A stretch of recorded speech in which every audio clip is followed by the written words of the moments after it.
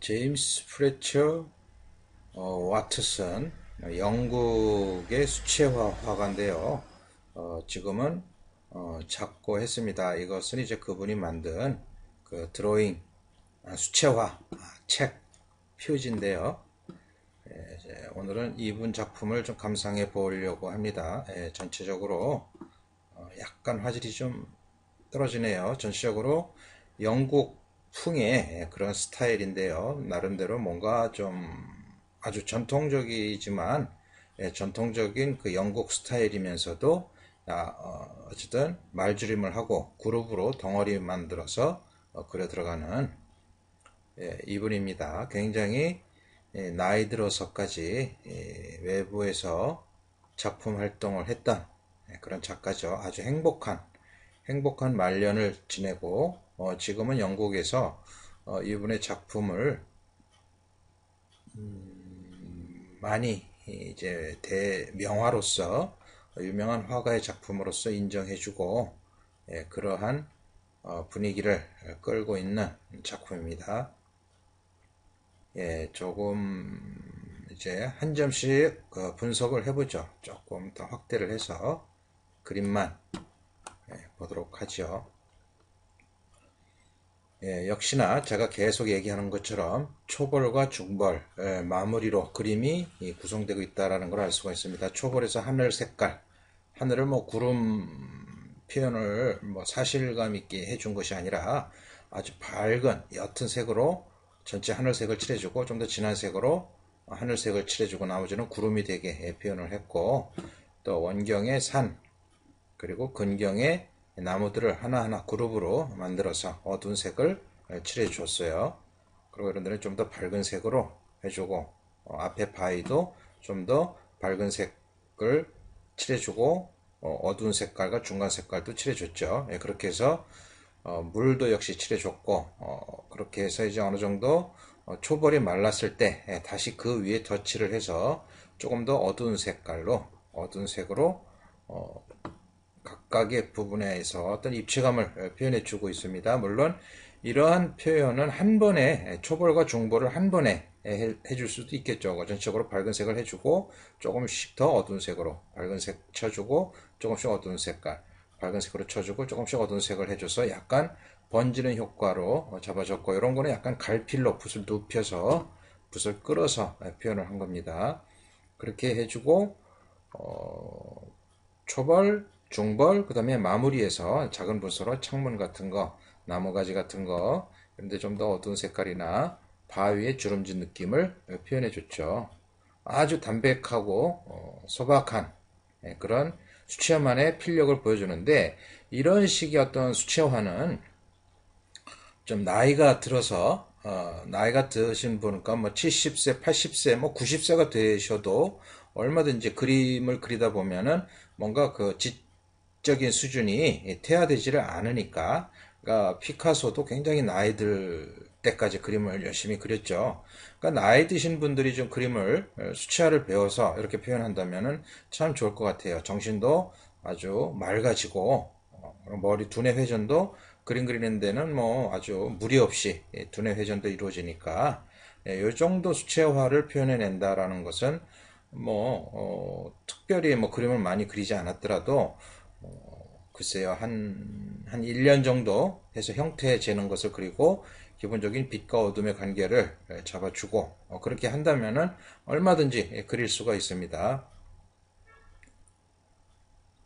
이것도 아까 말씀드렸던 것처럼 조금 조명이 좀 뿌옇게, 조명이 아니라 사진이 좀 흐리게 나왔는데, 어쨌든 기본적인 그 흐름은 앞에 거와 똑같이 기본적인 하늘색을 물을 칠해주고 그 다음에 하늘색으로 톡톡 칠해서 약간씩 자연스럽게 번지게 변해줬고, 건물과 원경에 있는 거 또 각각의 나무들을 그룹으로 기본 색깔을 약간씩 다르게 칠해줬습니다. 실제 이렇게 우리가 풍경을 보면 나무 색이 이렇게 다르지가 않고 거의 똑같아요. 똑같다고 해서 똑같이 그리면 재미가 없으니까 약간씩 개통색으로, 우리가 그림을 그릴 때는 그 개통색으로 같은 면일 때 좀 더 같은 비슷한 색으로 밝은 톤, 중간 톤, 어두운 톤을 나눠줌으로 해서 입체감을 돋보인다고 했는데, 이 나무 같은 경우도 똑같이 보이는 나무라 하더라도 약간씩 색깔 변화를 주면서 그려준다면 좀 더 변화도 보이고 좀 더 공간감도 잡아줄 수가 있겠죠. 기왕이면 앞에서 뒤로 가면서 약간씩 색을 청색조로 잡아준다거나 아니면 약간 물을 섞어서 좀 흐리게 해준다거나 그런 식으로 해서 톤 조절을 해주면 좋을 것 같아요. 그리고 그림자도 잡아주고, 그리고 오른쪽에서 빛이 오니까 건물 같은 경우는 기본적인 윗면, 옆면, 또 빛의 반대쪽에 색깔이 어두워지는 정도가, 밝기 정도가 다르니까 그런 거 꼼꼼하게 잡아주고, 앞에 울타리도 구분을 해서 밝은 톤과 어두운 톤을 잡아주고, 앞에 실제 보면은 이 나무가 이렇게 단순하지가 않고 풀이 굉장히 복잡해 보입니다. 그 복잡한 걸 하나하나 다 그려주는 것이 아니라 하나의 그룹으로 해서 여기에는 풀에 이러한 색이 있다 해주고 물을 섞어서 약간씩 풀어주면서 톤을 만들어 주죠. 기본 면을 만들어 준 다음에 그렇게 초벌칠이 됐으면 그 다음에 중벌에서 좀 더 어두운 색으로 덧칠을 해주고 좀 더 뭐 이런데 풀의 느낌을 잡아주려면 좀 더 작은 터치를 해줘도 되고, 이런데도 마찬가지 그렇게 중벌로 좀 더 어두운 색을 잡아줬고, 그러면 좀 더 구체적으로 물체감도 드러나고 그렇게 되죠. 그런 다음에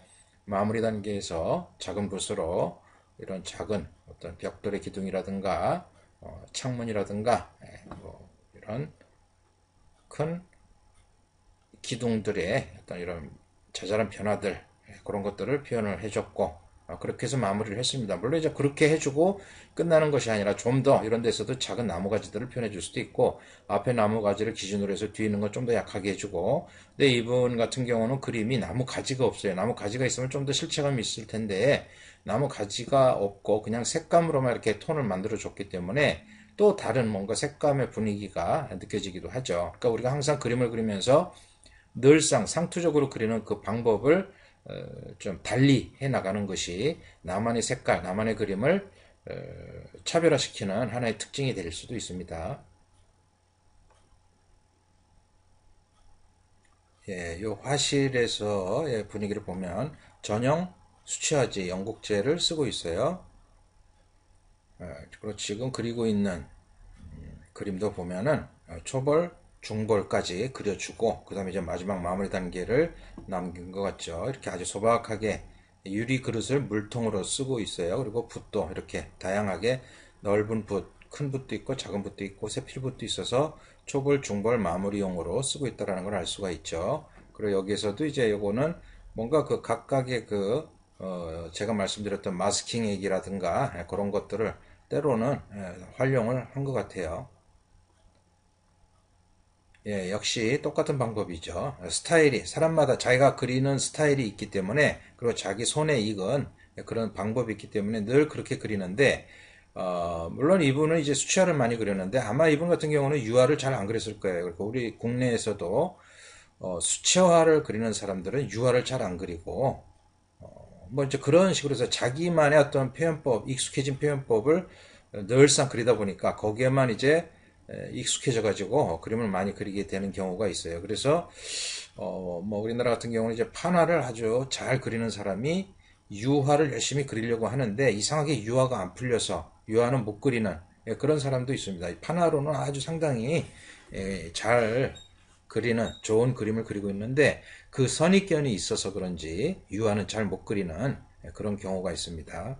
자, 이분 같은 경우도 역시나 초벌에서 기본 어둡기로 이런 데서 보면은 지붕의 색깔과 나무의 색깔의 농도가 달라요. 이런 거 같은 경우는 물감을 아주 많이 묻혀가지고 두껍게 칠해줬죠.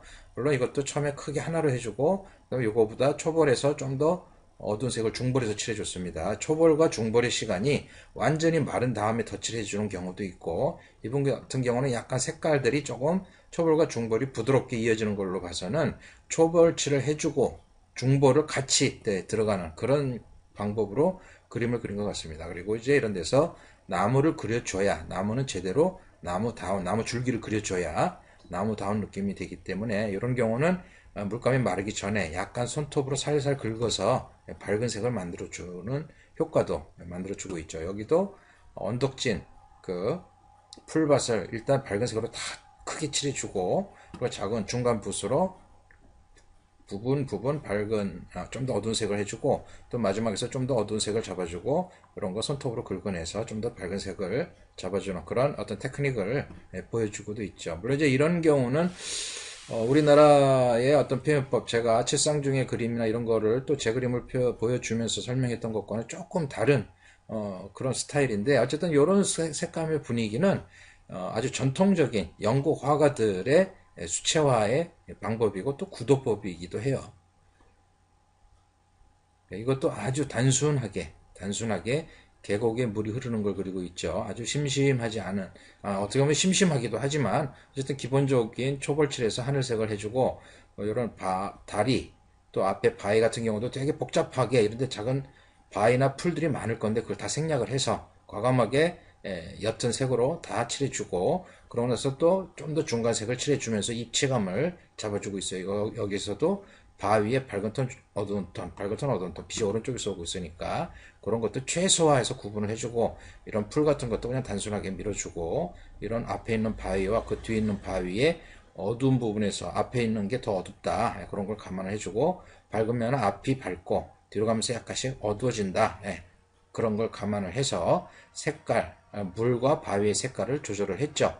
중벌까지 그렇게 해서 큰 덩어리를 분리를 해주고, 마지막에 작은 붓으로 아주 핵심적인 밝은 톤과 어두운 톤을 앞에 있는 거는 진하게, 또 밝은 거는 앞에서 들어가면서 약간씩 흐리게 툭툭 쳐주면서 원근감과 어떤 그런 원근감의 빛과 어둠을 표현해 줬고, 기본적으로 또 빛이 어디서 오느냐에 따라서 밝은 톤과 어두운 톤을 구분을 해줬습니다. 이런 데서도 뭔가 숲인지 나무인지 바위인지가 있었으면 그런 걸 더 구체적으로 표현해 줘야 됐을 텐데, 그런 것조차도 아주 담백하게 생략을 하고 있는 것이죠. 말줄임을 하고 있다는 것입니다. 그런 적절한 말줄임, 나는 이 정도면 된다라고 끝을 보는 그런 적절한 말줄임도 이런 것은 어느 정도 나이를 좀 먹는 사람들, 나이 먹은 사람들이 너무 디테일하게 묘사하지 않고 담백하게 풀어주는 어떤 그런 정서적인 표현도 거기에 맞춰서 나온 것 같아요. 그러니까 이런 어두운 것으로도 최소한의 어떤 표현을 해준다라는 거. 앞에 있는 나무는 이 색으로 해줬으면 이거를 좀 더 물을 섞어서 조금씩 밝게 해서 뒤쪽을 조금씩 뒤쪽에 있는 것을 좀 더 칠해주고, 그런 식으로 표현을 했죠. 어쨌든 그림을 그릴 땐 기본적으로 빛의 방향이 어디냐, 앞에서 뒤로 가면서의 표현을 마지막 단계에서는 해줘야 된다는 것입니다. 다리도 약간 바위로 돼 있으면 약간 난간 같은 뭐 그런 어떤 조각들이 있을 텐데, 그런 표현은 생략을 했고, 여기 아치형 바위만 약간 표현을 했죠. 예, 이거는 약간 뭐 어떤 테크닉을 좀 부렸어요. 하늘색도 좀 더 깊이 있게 잡아줬고, 그리고 물이 마르기 전에 뒤에 있는 하늘색을 그리면서 자연스럽게 구름이 흘러내려오는 이런 느낌은 물을 칠해주고 어두운 색을 칠해준 다음에 이 부분을 가는 그 깨끗한 붓으로 이렇게 톡톡톡 칠하면 물이 번져나가면서 이런 느낌들이 나오고, 아니면은 뭐 그대로 어두운 색을 딱 칠해주고 밝은 부분에 물을 살짝 찍어줘서 물의 방향, 물의 길을 만들어주면 또 이런 식으로 물의 어떤 번지는 느낌이 자연스럽게 나오기도 하죠. 그렇게 해서 기본적으로 가장 밝은 색으로 칠해주고, 말랐을 때 좀 더 어두운 색으로 칠해주면 번지지 않으면서 자연스럽게 물의 느낌이 계층이 나오죠. 하나, 둘, 세 개. 그리고 이런 초원도 기본 밝은 색으로 해주고, 마르기 전에 다시 중간색으로 해주고, 마르기 전에 좀 더 어두운 색을 칠해줌으로 해서 약간 번지는, 그러면서 경계가 부드러워지는 이런 느낌들이 그렇게 표현이 되는 겁니다. 그러고 나서 초벌, 중벌 끝나고 마지막 마무리 단계에서 세필붓으로 이런 작은 요소들, 구체적으로 뭐가 어떻게 돼 있다라는 것을 설명적으로 해주는데, 이런 것들이 너무 과하면 그림이 진부해지고 지루해지니까 이런 묘사적인 것은 적절하게 말줄임을 통해서 꼭 필요한 부분만 엑기스적으로 조절하는 것이 보기가 좋겠죠. 역시나 똑같은 방법으로 했습니다. 원경 그려주고, 또 원경에 산을 그려주고, 가까이 있는 부분에 기본적인 색깔로 나무 하나의 그룹으로 이렇게 분리가 되어 있지만은 처음엔 한 덩어리로 잡아줍니다. 그래서 쫙 칠해주고, 그런 다음에 약간 말랐을 때 다시 좀 더 어두운 색을 칠해주고, 또 그것이 약간 마르기 전에 어두운 색을 툭툭 찍어서 약간 번지게 또 만들어주고 약간 점 찍는 듯이 그런 식으로 경계도 풀어주고 이런 부분은 이제 붓을 눕혀서 약간 갈필로 표현을 해주기도 하죠. 그렇게 해서 한 번에 처리를 해줬고 자 여기서 물에 비친 거 그리고 아주 밝은 색으로 물색에서 하늘색을 비친 걸로 표현했죠. 그러면서 또 약간 말랐을 때 또 좀 더 어두운 색깔 또 그림자 색을 좀 더 어둡게 칠하고 또 좀 더 어두운 색을 또 중벌로 칠해주고 그러고 나서 말랐을 때 마무리 단계에서 아주 묽은 색으로 파도에 그 물이 찰랑찰랑거리는 느낌들 풀의 느낌들 그런 것들을 아주 휘파람 불듯이 보기 좋게 그림을 그렸습니다. 보통 수채화를 그리는 사람들이 이렇게 그림 그리는데 어떤 스트레스가 생기지 않고 10분이 10분이면 그림을 완성을 하기 때문에 휘파람 불면서 노래 부르듯이 흥겹게 그렇게 그림을 그리는 경우가 많아요. 그렇지만은 우리 국내 작가들 중에는 수채화를 왠지 이렇게 입시에서 이제 수채화를 그리다 보니까 수채화 하면 입시생들만 그리는 것처럼 잘못 생각을 해서 수채화를 아주 경시하는 그런 경우가 많은데 그건 아주 잘못된 것이죠. 수채화도 그 나름대로의 제가 그 최쌍중의 그림을 보고 아주 굉장히 호평을 했듯이 참 부담 없이 특히 밖에 나가서 그림을 그릴 때 유화 장비 같은 경우는 참 짐이 많죠. 그렇지만 수채화는 아주 가볍게 들고 나가면 되니까 거기서 언제든지 어디에서든 그림을 직접 그릴 수가 있어요. 유화 같은 경우는 한 번 그리려면 초벌, 중벌 마무리를 하는데 적어도 서너 시간이 걸리지만 이거 같은 경우는 수채 같은 경우는 저 같은 경우도 한 10분 한 15분 아주 기분이 좋을 때는 5분에 완성할 때도 있고 그래요. 그렇게 속도감을 있게 완성을 하면 하루에도 어느 정도 손이 풀리었다 싶으면은 10대점도 완성을 할 수가 있으니까 그렇게 해서 전시회도 열고 또 그림도 판매하고 그렇게 한다면 참 좋은 뭔가 그 나이 드신 분들 그러니까 40대 이후에 사람들이 기왕이면 그림을 배울 때는 조금 젊었을 때 배우는 것이 조금 뭔가 이해를 하는 거나 거기서 숙지를 하는데도 도움이 많이 되니까 그렇게 해서 조금 젊으신 분들이 나이 40 정도 됐을 때 그림을 배운다면 좀 더 빨리 전문가적인 그러니까 그런 40대 사람들은 손발이나 이런 것들이 젊은 사람들하고 큰 차이가 없기 때문에 굉장히 속도감이 빠르게 이해를 할 수가 있습니다. 요거는 이제 아까 그 계곡의 그 구름 이 아치형의 그런 다리가 보이죠? 그걸 좀 더 확대해서 그렸어요. 역시나 초벌칠을 아주 단순하게 평범하게 마치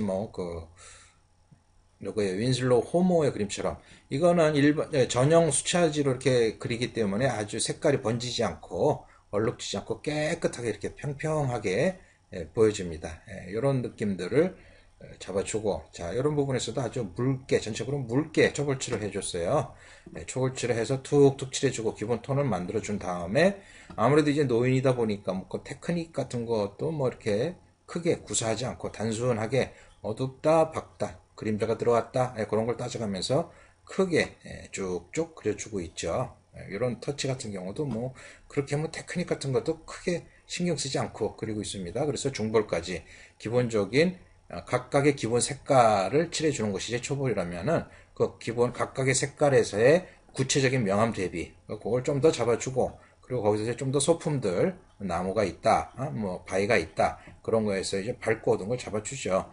그래서 크게 밝은 색깔 중간 색깔 어두운 색이지만 일단 밝은 색을 남겨놓고 중간 색을 가지고 한 번은 다 칠해 줄 수가 있어요. 그러고 나서 또 덧칠 어두운 데는 다시 또 어두운 색으로 다시 덧칠을 해줄 수가 있는 것이죠. 그것이 그렇게 덧칠을 하면 우리나라에서 쓰는 켄트지는 색깔 종이가 안 좋기 때문에 탁해지지만 이 전용 수채화지로 하면은 네다섯 번을 덧칠을 이런 식으로 겹쳐서 덧칠을 해도 색이 탁해지지는 않아요. 이런 건 약간 너무 색을 탁하게 썼는데도 불구하고 그렇게 탁하게 보이지는 않죠. 이게 탁하게 보이는 이유는 같은 어둡기인데 앞쪽보다 뒤쪽으로 하면서 어둡기 때문에 뭔가 기본적인 원리 어두운 톤은 시선 방해해서 앞에 있는 부분이 더 진하고 뒤로 가면서 약간씩 밝아져야 된다 라는데 그러한 것을 좀 잘 조절하지 못했기 때문에 뭔가 정상적인 색깔의 단계가 안 맞으면 색이 탁해 보인다거나 그렇게 보일 수가 있어요. 그래서 그런 느낌으로 보이는데 자 이런 나무 같은 경우도 그냥 흰색 나무로 남겨놨어요. 좀 더 어두운 색 그런 만들어 줄 수도 있고, 이런 데서도 좀 더 작은 붓으로 톡톡톡 찍어가지고 나무 가지를 만들어주고, 좀 더 어두운 색으로 나무 가지를 더 톡톡 찍어준다면 좀 더 세련된 느낌을 보여줄 수가 있을 텐데, 아무래도 이제 나이가 많다 보니까 그런 사사로운 표현에 대해서도 좀 귀찮게 생각을 하는 것 같아요. 그래서 전체적으로 그림이 그냥 단순하게, 담백하게 나왔어요. 이렇게 해서 오늘은 영국의 수채 화가 제임스 플래처 와트슨이라는 화가의 그림을 가볍게 감상해 봤습니다. 제가 계속 얘기하고 있는 뭔가 초벌, 중벌, 마무리, 근경, 중경, 원경, 빛과 어둠, 그런 걸 꼭 생각을 하시고 그 다음에 그룹을 만들어 줘야 된다. 그리고 개조가 있어야 된다. 밝은 톤, 중간 톤, 어두운 톤의 세 개 자연스러운 단계가 초벌, 중벌, 마무리로 이렇게 이어진다라는, 제가 지금 쭉 얘기하고 있는 그런 기본적인 몇 가지의 요소들을 좀 더 완벽하게 나의 것으로 표현을 할 수 있는 능력을 갖는다면 그 다음에 그걸 기초로 해서 내가 원하는 그림, 뭐 수채화든 드로잉이든 뭐 유화든 아크릴이든 그걸 나의 것으로 만들기는 훨씬 더 수월하게 접근이 된다 하는 것이죠. 그 중에서도 물론 가장 중요한 것은 드로잉입니다. 드로잉을 통해서 제가 말씀드리는 그 모든 것, 그러니까 형태를 잡는 법과 빛의 방향에 따른 밝고 어두운 톤, 그리고 그룹화를 위한 톤을 만들어주는, 그리고 근경, 중경, 원경에 따른 색감을 만들어주는 그런 것을 다 드로잉으로 배우기 때문에 드로잉이 확실하게 이해가 되면 그 다음에는 이 수채화에서 색을 어떻게 다룬다라는 것만 이해하면 금방 색칠하는 것은 뭐 큰 문제가 없죠. 그런 식으로 그림을 배우면 아주 빠르게 그림을 즐길 수 있고 또 수준 높은 그런 그림을 만들어낼 수가 있다는 것입니다.